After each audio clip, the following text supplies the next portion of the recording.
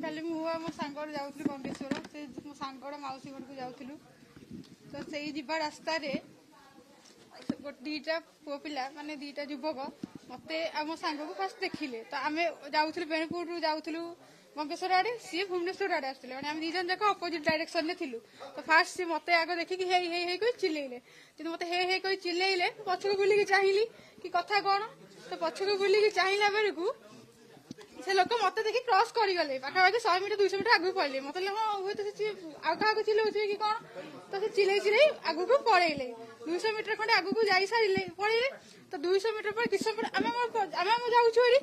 ତ କିଛି ସମୟ ପରେ ସେ ଲୋକ ଜଣକ ସେ ଦୁଇ ଜଣ ମାନେ ଦି ଜଣ ଯାକ ଗାଡି ବୁଲେଇକି ପଛୁଆ ଆସିକି ଆମ ଗାଡିକୁ ବାଡେଇଲେ।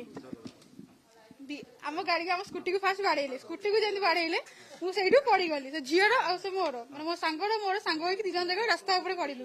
ରାସ୍ତା ଉପରେ ପଡିକି ସେ ତାଙ୍କ ଭିତରେ ଜଣେ ଆସିକି ମୋ ମୁଣ୍ଡକୁ ରାସ୍ତା ଉପରେ ଦିଥର ବାଡେଇଛନ୍ତି। ମାନେ ପିଛୁ ରାସ୍ତା ଉପରେ ଏପଟେ ସାଇଡ ଟା ମୋର ପୁରା ମାଡ, ଦିଥର ରାସ୍ତା ଉପରେ ବାଡେଇଛି। ମୋ ବେକକୁ ସେ ଚିପି ଦେଇଛି। ମୋ ଡ୍ରେସ୍ ମାନେ ମୁଁ ମୁହଁରେ ସ୍କାର୍ଫ ବାନ୍ଧିଥିଲି, ମୋ ସ୍କାର୍ଫ ଫାର୍ଫ ଚିରି ଦେଇଛି। ମୋ ଡ୍ରେସକୁ ବି ମଧ୍ୟ ସେ ଚିରି ଦେଇଛି। ଚିରି ଦେଇକି ତା ସାଙ୍ଗ କହୁଛି ଏକ ଚାଲ ତାକୁ ରୁମକୁ ନେଇକି ଚାଲ।